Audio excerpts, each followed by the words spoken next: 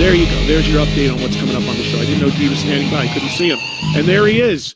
Once again, we can say Dee Snider, the front man of Twisted Sister, as of a few hours ago. Dee, how you doing, bud? Do I be Mike over here or Mike over here? Which one? That one. The second one was better. This one. Okay, it's a floating mic. Got this weird background. Just deal with the people. First of all, how red am I? Holy crap. I have a glorious tan. I was just down on the beach and all. I look like I'm red in this dungeon with this floating dildo in front of my face. Hey, Eddie, how you doing, man? I'm good. I'm good. So, you know, Dee, I thought today when I heard the announcement, which you kind of been teasing a little bit on social media about Twisted's coming back, it reminded me of what I think is a very underrated film, and that is The Godfather 3, and the scene where Pacino says, "Once I'm out, they pull me back in." And you're pulled back in because for 10 years I've been talking to you and I've been seeing you do solo stuff and going up with Bret Michaels, and I'm like, dude, you can still do it. Why aren't you doing it? And you're going to do it again. So tell everybody how you reached this conclusion to once again go out with Twisted Sister. Well, first of all, that line from The Godfather 3 is the only thing anybody remembers. Nothing, nobody quotes or can say anything other than his daughter was in there and she was terrible. Great Not director. me, though. I love that movie. I could give you other quotes. I think it's super underrated, but well, anyway, I digress. You know, it wasn't kicking and screaming, and it really was a milestone thing. I turned 70 years old in March, and just, you know, milestones are, they are what they are, but at the same time, they're reflection times for people. And me reflecting, and I realized, wow, next year is 50 years of, you know, since I joined Twisted Sister, since we became, you know, me, Eddie, and John, JJ, okay, became a, you know, a band. And that's significant. And the offers have kept coming in, and the interest is there to have us reunite. And I called the guys up and said, what do you think? I mean, almost as a challenge to each of us to say, one more time, can we do it one more time? And certainly we've got, you know, people like McCartney and Jagger and Alice Cooper out there, and Ozzy, may he rest in peace. Sammy Hagar at 77. Yeah. You know, and say, how can you say, well, you know, I'm 70, I'm too old. So, you know, and the guy said, seriously? I said, seriously. One more time. Let's do it one more time. But Eddie, you know, I go to quote you. I've quoted you often. You know, Dee Snider quotes me. Yes, I do. Yeah, I didn't know. We talked about my performing style. We talked about the type of entertainer I am. And you said, Dee, you really did paint yourself in a corner. You created a stage persona, a stage energy that people come to expect. Right. And anything less will be disappointing, not just to the audience, but to me as well. So, yeah, I'm in shape and stuff like that. And you've seen me with Bret Michaels out there, but that's 4 songs, dude. Right, right. It's not, you know, 18 songs. It's not, you know, so, but you know what? I just said, we're still here. And let's do it. Let's challenge ourselves, and we're doing it for all the right reasons. It's not about money. It's not about, you know, none of those typical things. It's like because we want to do it one more time, and there's interest there all over the world. So we're going for it, man. 2026. So this sounds like, if I'm hearing this right, that you actually drove this. This actually came from you more than JJ or any of the other guys. That you kind of spearheaded this a little bit. Is that correct? Yeah, and I'm not saying it like you know, like it's on, you know, I'm the one who made this. No, I'm the one who was screaming from the top of my lungs, never, ever. You know that you started. That was your introduction. He's been saying for a decade now, never going to happen. We retired. That's it. You know, this isn't, you know, I'm trying to not reference any other bands and their phony baloney retirement tours. There's so many. But everyone. It was not, so the guys didn't even bring it up to me. And we, you know, and Eddie, me and JJ, we talk all the time. And, you know, we know offers are coming in, but it wasn't even a discussion because it was accepted. You know, Dee's not going to do it again. And I stopped doing my solo stuff as well a few years back. So, you know, so it's basically that I said, hey guys, I'm up for it if you're up for it. And I gotta say, they both had to, Jay and Eddie had to think about it, you know, and not like, because they too were in a certain mindset, like this is behind us now. And you know, and then we had a you know group meeting on it and said let's go for it.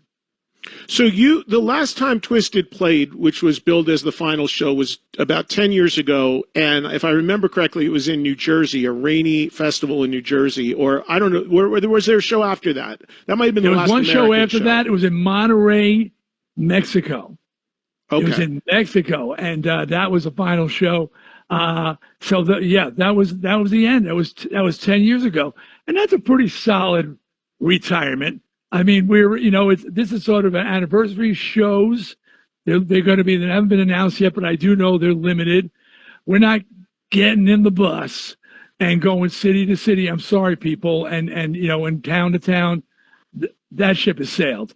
This is going to be much more luxurious, you know, flying into headlining festivals around the world, and you know, and enjoying our time in these countries, including the United States, in between shows. It's not going to be the grind.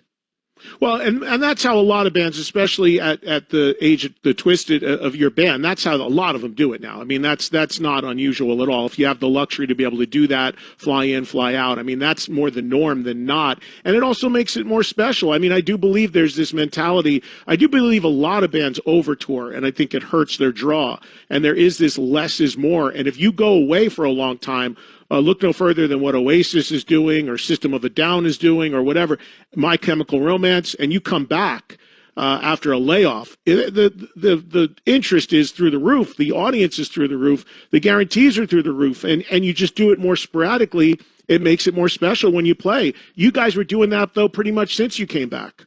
Exactly. You know, the running gag was, you know, if we go away long enough, we'll be playing football stadiums, you know, and we came when we first reunited. So we broke up in 2017. We got back together. It was, no, it wasn't 1997. We got back together in 2000. New York Steel, right? 1987. Yeah, I'm sorry, my math is way off. 87, New York Steel, 2001. So that was, you know, quite a few years. And because we had not been around, and we did not play much, our position on these bills was much higher than our record sales or our legacy really represented, to be quite honest. And I know there were bands at Rocklahoma and stuff who saw us headlining going, how come they're headlining? We sold more records. And they said, yeah, but you played a local bar down the block a month ago. Right. You know, so exactly what you said, by less is more. By not playing, by, you know, retiring, and it was a very serious retirement. 10 years is a good chunk to not be together. And again, you know, at 50 years, and people go, what's your math? We learned about you in 1983. You know, right. Me, Eddie, and JJ, we joined forces in 1976. Valentine's Day weekend, I believe it was, 1976.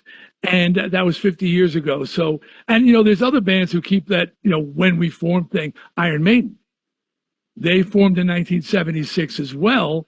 I don't remember when their first album came out. Ed, was it 80? 80. Okay. I remember we were looking for our deal, and when I heard Killers, like, whoa, this band's amazing. You know, Zebra, 50 year, they're out doing 50-year anniversary. They started in 1976 as well. So, when you're in the band, you know, those years matter, because those were the tough years. Those first, for us, Twisted especially, that first 8 years together before we broke through, that was brutal. That was, you know, you know, biting your nails, going. I remember those meetings going, maybe we should give up. And then everybody's saying, well, what else can we do? We've dedicated our lives to this. We got out of high school and we started rocking, playing bars, and that's what we know how to do. So what else can we do? So, and we just kept going, and fortunately it paid off. Yeah, if you guys don't know about the history of Twisted Sister prior to Stay Hungry, all you got to do is watch the Twisted Sister doc about all the early club days. And me being a guy that grew up in New Jersey, I was well aware of the band and what you guys were doing on the circuit. Even though I was too young to go to those shows, but I was well aware of it. And yeah, it was an 8-year overnight success when Stay Hungry came out, or 10-year overnight success, or what have you. So there is a lot of history there. So Dee, I'm curious. So last time you guys play, it is 10 years ago. You're 70 years old now. You were 60 then, and you were questioning whether at that point, you told me more than one time, you're worried about maintaining that standard that you set, that corner you painted yourself into. So now, as you're about to go out and do shows at 70 on what will be, and for people that don't know, Twisted is way bigger in Europe than you are even in America. You headline and play huge festivals over there. You're playing huge stages. You're 70. You got to still be out there being Dee Snider. What's the regimen going to be like? How do you feel about it? I see we're doing this on Zoom. I can see Dee shaking his head and smiling. Are you confident? I mean, you're always a confident guy. You think you're about to pull it off, or what do you think? What's the regimen? If you've seen the website, the announcement page, it's a flat line. And then the heartbeat slowly starts coming back in. God forbid. That's not by accident. That's not by accident. When Twisted retired, I remember shows where, we was doing our farewells around the world, and people were crying in the audience because I'm saying, this is really it, guys. We're done. And people were crying. I go, listen, I want a pancake. Look at me. I'm ripped to shreds. I want a carb. I'm going to re-record. I want to rock. I want a carb. I said, you know what it takes to look like this? It's painful. It sucks. And I was 60 years old, and I'm like, wow, he's ungodly shape. Yeah. And I was miserable. So I'm not going to tell you, once I was done with that shirt, I probably will never come off again. I mean, I've been enjoying life. I've been out, and COVID hit, and I was always very regimented with working out, and workouts. That became, because it was tough to go to a gym. Unless you had your own gym, it was tough to go to a public gym, and and all of a sudden I fell out of the pattern. So I'm being totally honest here. At 70, I said, this can't be it. I need to challenge myself to, just to go out in a blaze of glory. Bon Jovi, but really, so really, I'm going, okay, March, called the guys. What do you say? Let's do it. We talked. All right, let's do it. When are we going out? Next late spring, summer. Good. I've got like a year to get in shape. So I'm back in the gym. And I'm not like, you can just see by my face. I can clearly see you have not let yourself go, Dee. You still look like you haven't had a slice of pizza in 10 years. I'm not a slum. That's not true. I had 2 last night, and they were awesome. They were awesome. But but I haven't gone, but still, there's a big difference between going out and doing 4 songs with Bret Michaels and holding the stage for 20 songs. So it's going to be a challenge, and but I sure don't want to embarrass myself, and the band doesn't want to embarrass itself. So people, you will be impressed. I promise I will make some 20-year-olds feel really badly about themselves. Well, and I told you last time I saw you, I think it was in Cancun when you went up with Bret at maybe less than a year ago at the Sands. And I said, you came off. I said, dude, you can still, there's people out there. Well, I'm not going to name names, but they're 10 years younger that are just, shouldn't be out there anymore, whether it's vocally, physically, what have you. But, even if it's for 4 songs, you still got it, man. I had no doubt that you could do this. I'm fully confident you will not embarrass yourself. Well, that meant the world to me. But I also don't want to be a statistic. To quote the latest Spinal Tap, if 1 or 2 of you could die on stage, you'll cement your legacy. Because I was saying to my wife, she goes, "Are you, Suzette? If I talk about 50 years, that's another 50-year celebration next year, Suzette and I." are together 50 years. I met her shortly after I joined Twisted. We've been together ever since.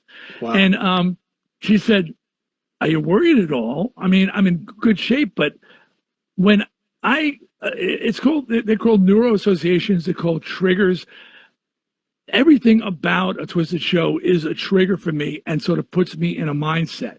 Well, from the opening salvo, if it's a long way to the top, if you want to rock and roll, the audience, the lights, the beginning of what you don't know shook and hurt you, and my heart starts racing and my mind starts thinking it's 20 again, and she goes, "Are you worried that you're going to like hurt yourself going out there? Because your brain is going to be thinking, I'm still in my 20s."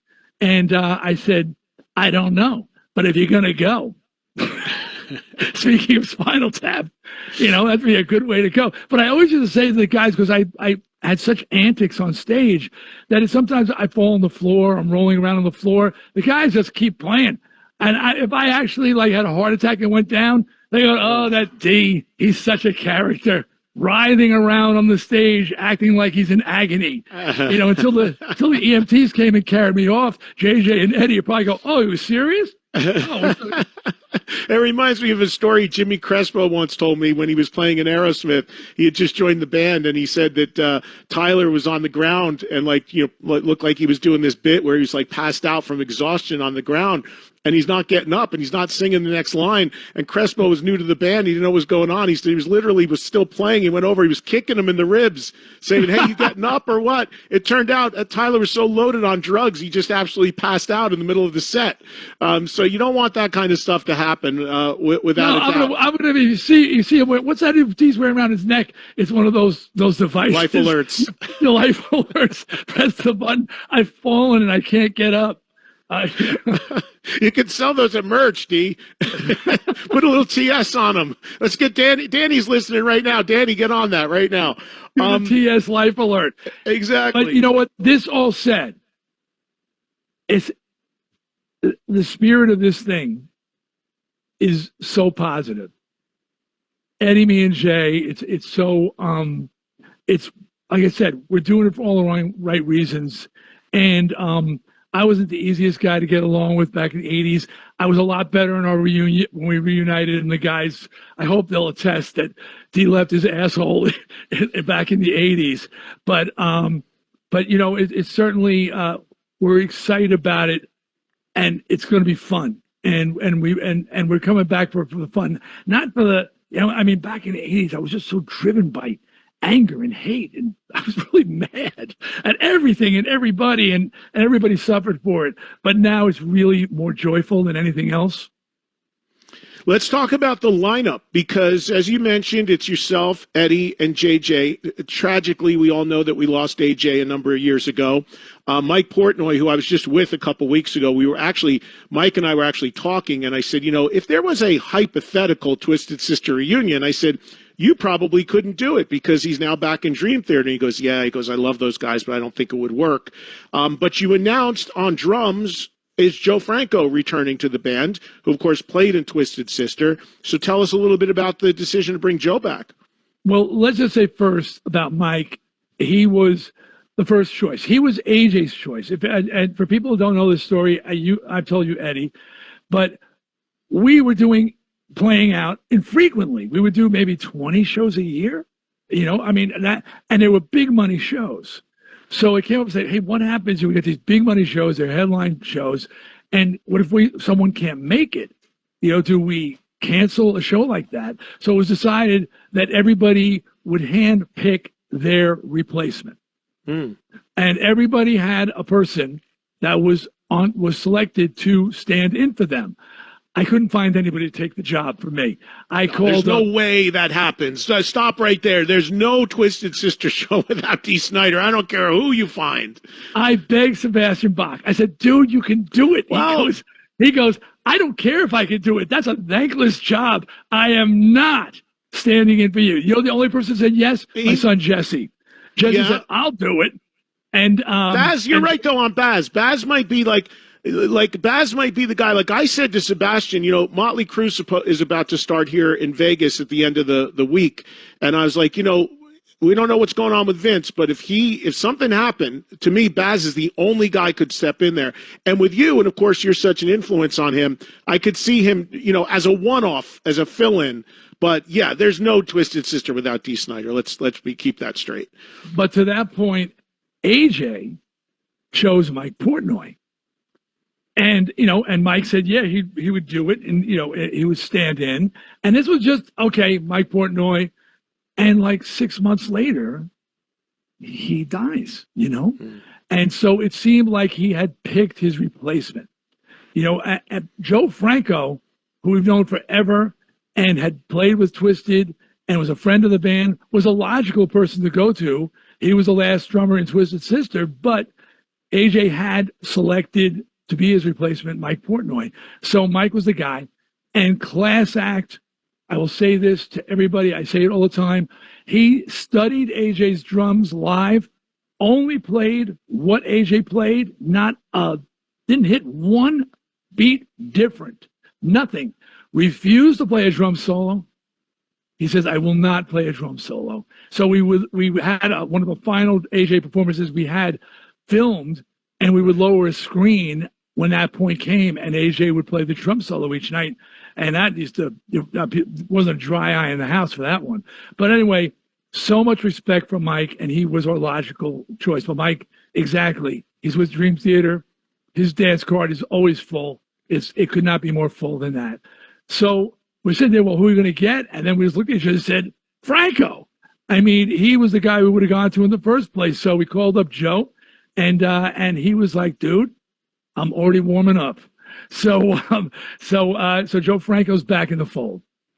And the one guy not mentioned in the press release and not talked about here is your bass player, Mark Mendoza. You have a different bass player that's been announced. I don't have his name right in front of me. You can fill me in on that. But what's the story with Mendoza? I can only simply say irreconcilable differences, and leave it at that. I can't get into the weeds, and I can't go down that path, and I won't. But irreconcilable differences, and people change, and however it is, I'm not saying he changed, maybe we changed, whatever it is. So in deciding who to use on bass, my bass player on the last two Dee Snider albums, For the Love of Metal and Leave a Scar, was Russ Pizzuto. And he was Mark Mendoza's bass tech, and a great bass player. And it's funny thing is, I didn't even when I was putting together the band for the Love of Metal, Charlie and Nikki, they auditioned people, and Russ just showed up for the audition and got the audition. And I walked in and I thought he was there to tech. I go, hey, what are you doing here, man? And he goes, I'm your bass player. I'm like, what? He goes, yeah, man, I got the gig. So he did an amazing job on those two albums. He was a great guy to tour with. The band all knew him from years of working with Twisted. And again, he seemed like a likely choice. As a matter of fact, one time he was Mark's choice to fill in for him. And one gig, it was in Belgium at Grass Pop. And Mark couldn't make it, and Russ stepped in and played with Twisted. So he actually has performed with Twisted once before. I know you said you can't say too much on Mendoza, so I'm not going to press you on it, but is there a scenario you think where he could pop up at a show, or that the irreconcilable could be reconciled at some point, or do you think that's not going to happen?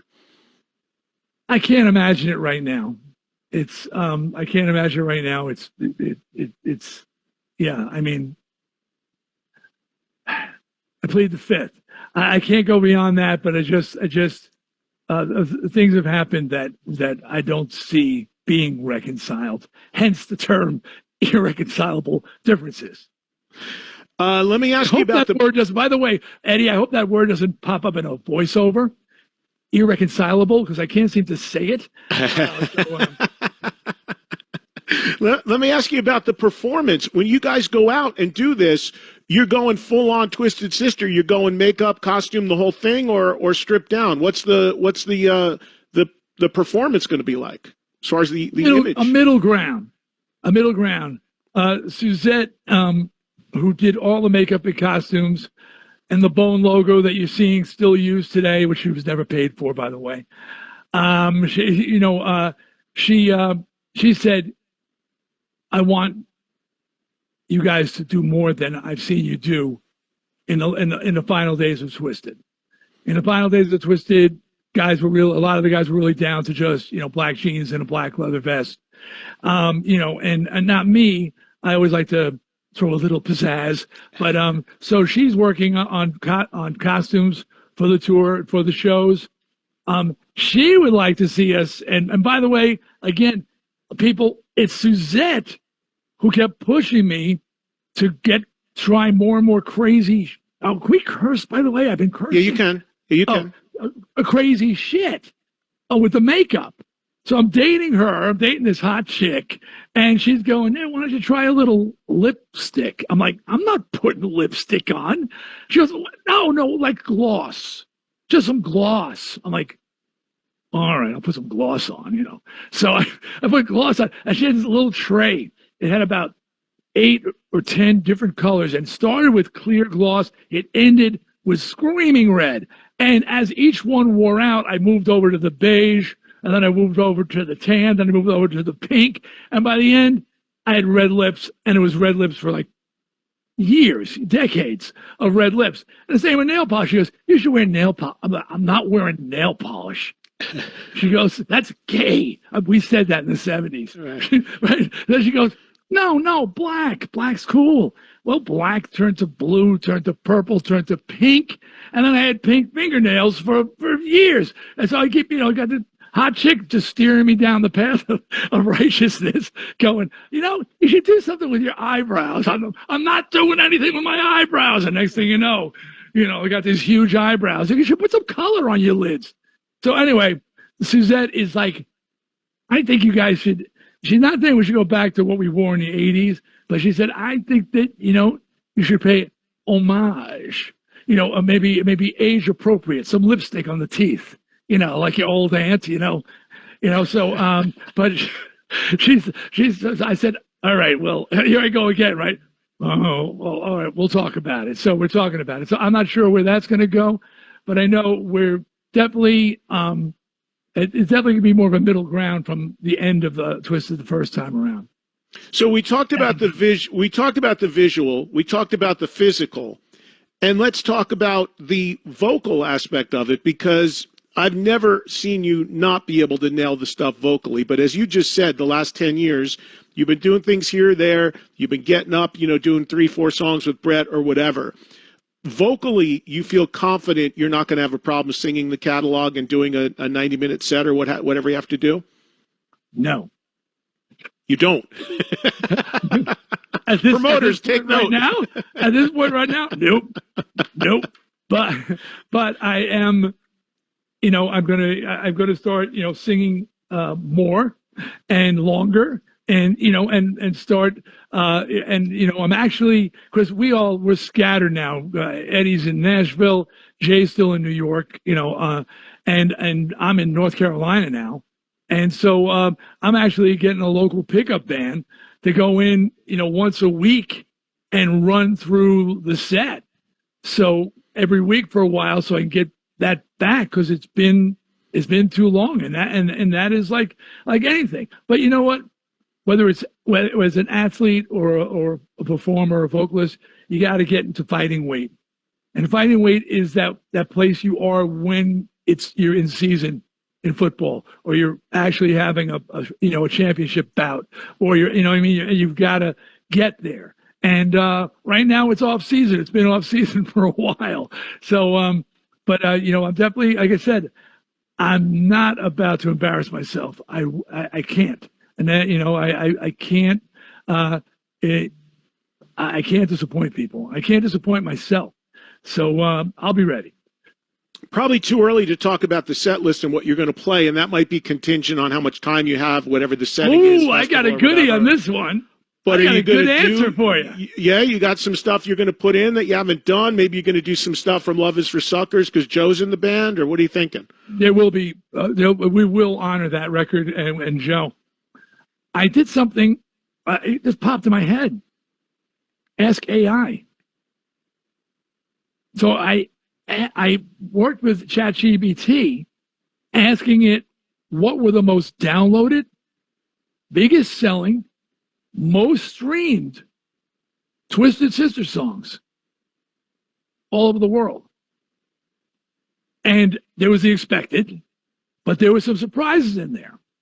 And I'm not going to tell you what the surprises were, but I spent many hours because you could teach ChatGPT as you refine it, because at first it was there were some cover songs that popped up and Christmas songs. Like, all right, no Christmas songs, no covers, no duplicates. There's three we're not going to take. It's in there. No, just the one. And so I actually put the set list together using AI to figure out what people are listening to around the world. What Twisted songs are their favorites? I would imagine you see that in the streaming data too. I mean, I'm thinking. Let me tell me if I'm right on the top three. Obviously, we're not going to take it's got to be one. I Want to Rock has got to be two, and I would almost say the price is at three. Do I have that right? Yeah.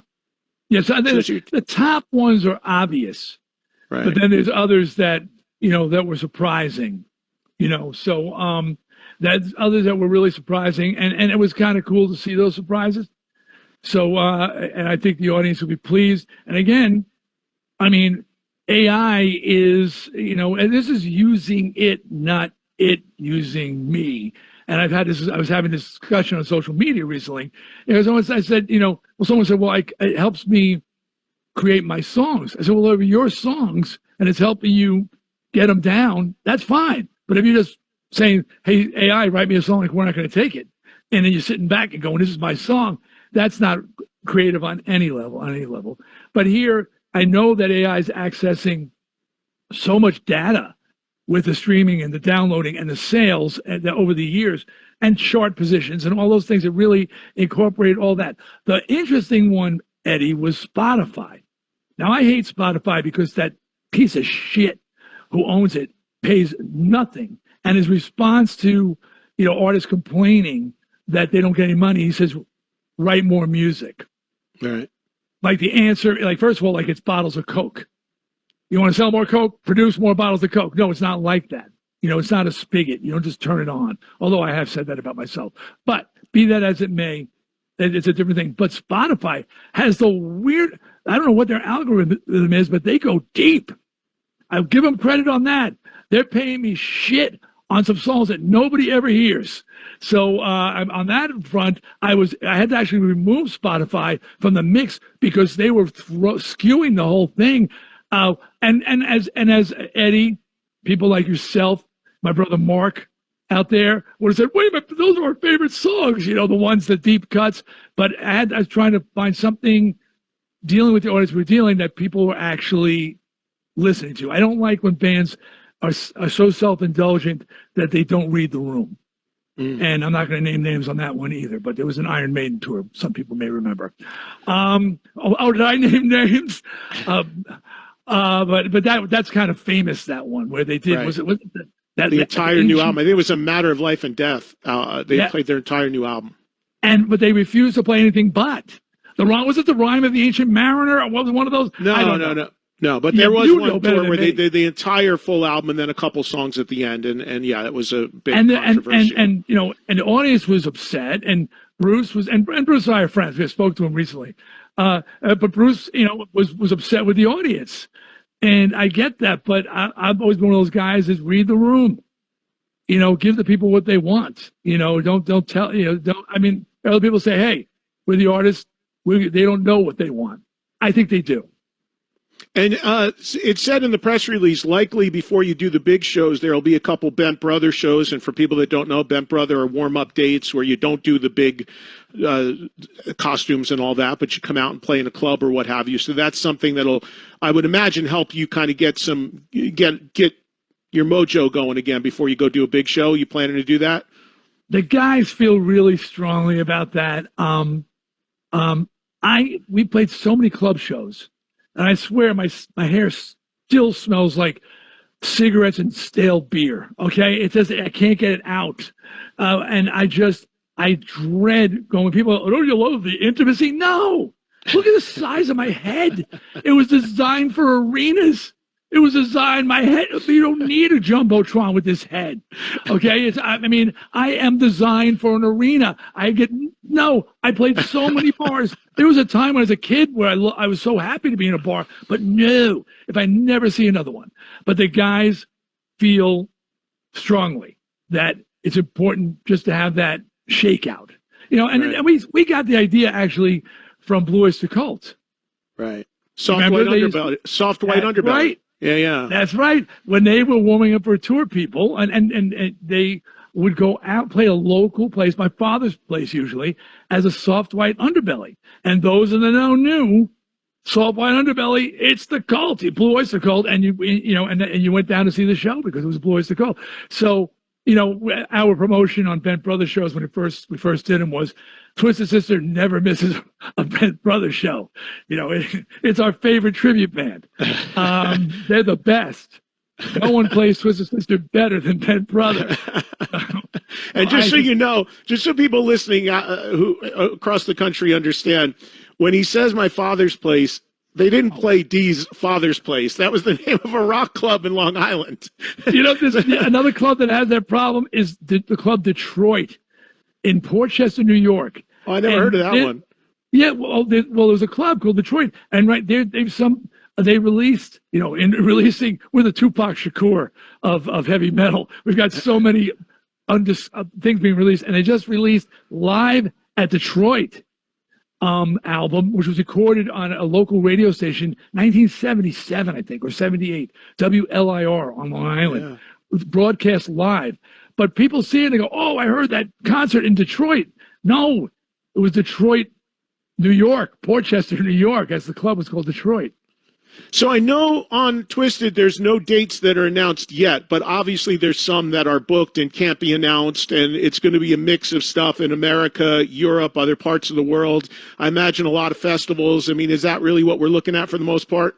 Yes, we are. And I know a lot of dates. I think the reason they're not being announced is, I think, because I'm not as hands-on as I once was, is I think that the venues themselves, the event's not announced.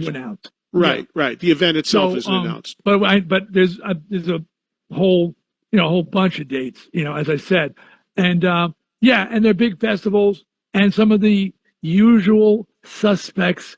I can say, I will not. You could say, if you say names of them, Eddie, I won't deny or confirm, but you can around the world. You expect to see us at a lot of the usual venues, festivals. Right. One last thing before I let you go, Dee, unrelated to Twisted, but talking about makeup and nail polish and all of that. Today is the 50th anniversary of the release of Kiss Alive, which is crazy. Give me a few minutes on that, the impact that had on you when you heard it, because you were already on the scene kind of, but trying to get things sorted out as a kid, and I'm sure figuring out where you were going to go with your own career. But I know you've often talked about the impact that record had on you and so many.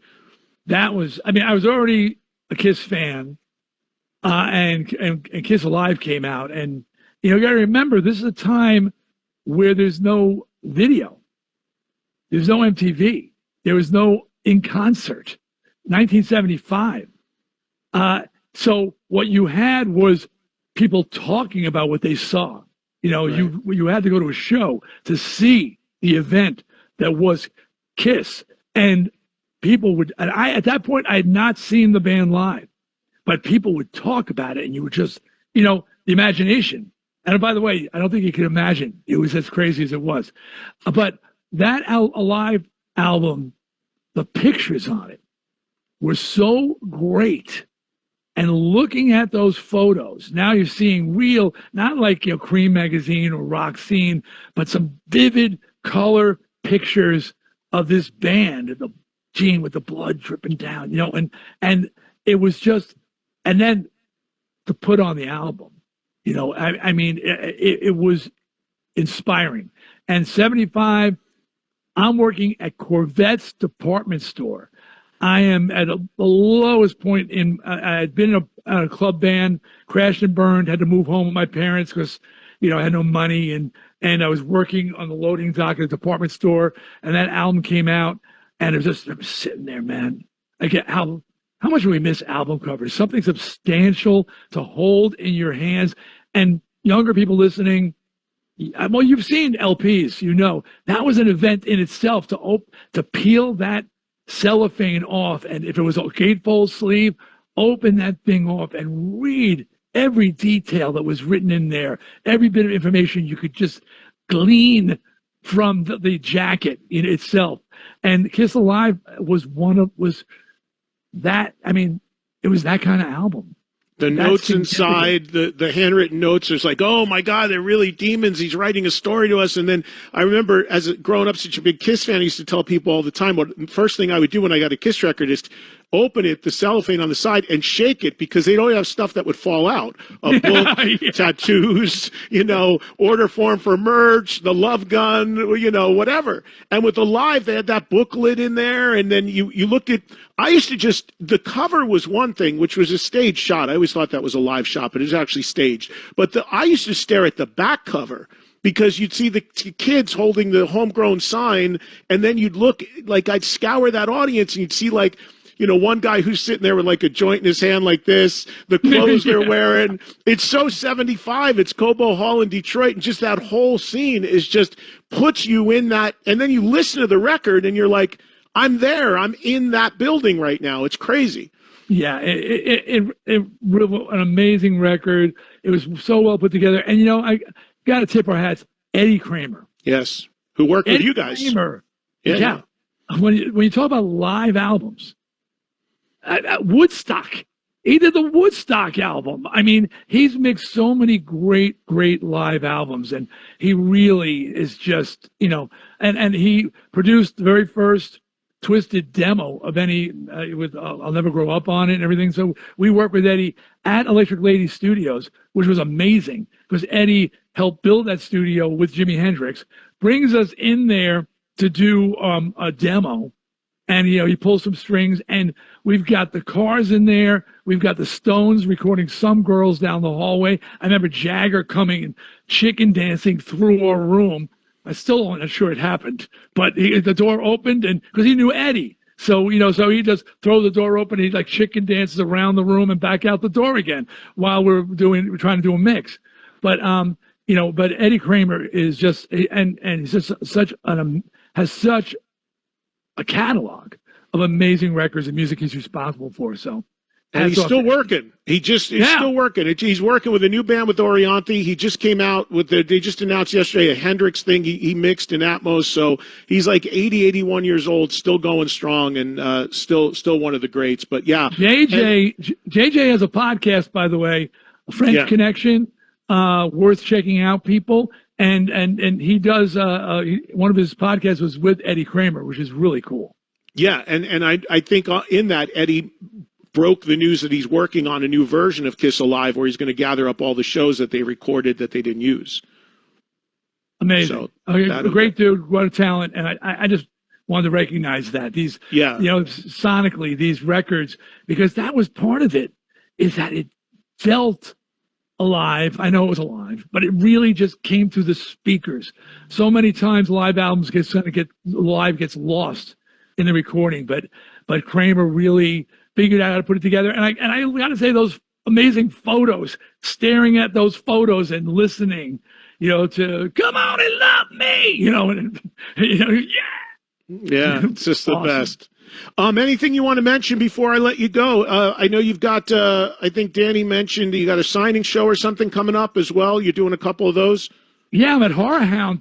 Is that what it's called? This weekend. Actually, Bruce Dickens is there. He's there on Friday. Me and Geezer are there on Saturday and Sunday. It's going to be great to see Geezer. Okay. Well, I love you, Ed, and we're both radio show hosts, and so I got it. We're gonna now we're gonna switch hats. Now I'm gonna be the host, and you're gonna be the guest. Okay. God bless Ozzy. This is no slander. People, please just reel it in. It's a conversation. I watched the live broadcast. It was really tough to watch. And I don't know if I want to see every one of my heroes go to the bitter end and do a show for me. And Ozzy chose to, and people loved it. But I was in tears, man. I was in, and when he was singing "Mom, I'm Coming Home," there wasn't a dry eye in that audience, and there wasn't a dry eye in North Carolina.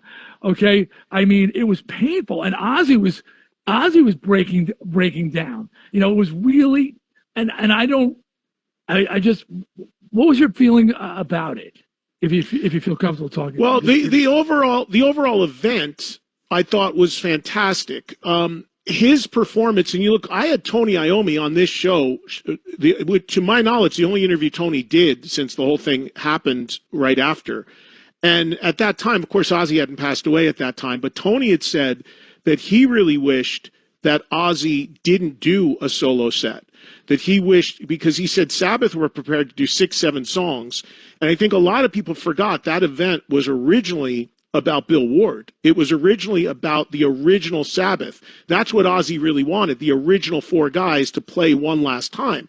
So Tony said they were prepared to do more songs, but since Ozzy, then it kind of pivoted towards an Ozzy tribute as well, and he decided to do his own set before. Yeah. Because I even said to Tony, I was shocked that they were back to back. I figured if he was going to do that, let him do that at 4 p.m, get a few hours break, then come out and do Sabbath. Tony said, so was I. He said, but the whole thing kind of took like a little bit of a different turn for whatever reason. You know, I understand, because I always say, Dee, I don't want to see the artists I love stay too long at the party. I'd rather see them end than be a shell of what they once were on stage. I've always said that. As a fan, that's how I feel. But this is different because it's something that clearly he wanted so badly. And if you think about it, the guy had a living funeral.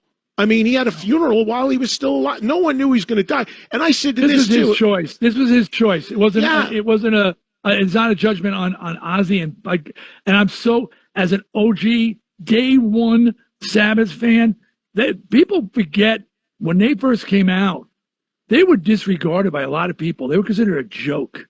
And that was because now heavy metal was taking a shape, you know, with Sabbath. And I was one of those people who said, no, screw Country Joe and the Fish. Black Sabbath. I had a band that only played Black Sabbath in junior high school. I love this band. To see them, as the years went on, grunge really brought a different attention to them, and people started to look at them differently.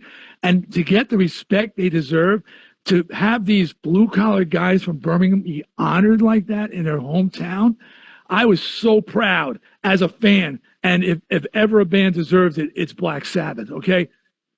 Don't get me wrong at all. It was just, I'm just saying that as a fan, it was tough for me. It was hard. Yeah, and I agree. It was. And the other thing I thought about in retrospect is, thank God he didn't die on stage. I mean, the guy had a heart attack, and he's animated, and he's excited. He's pumping his arms up. Thank God. That would have been just beyond awful. Hey, I'm hearing my end music. I got to wrap it up. But sorry, brother. Oh, and Ozzy's voice was incredible. His voice was incredible. Just want to say. Yeah. Always great to talk to you, man. And welcome back. Thanks, brother. One more time.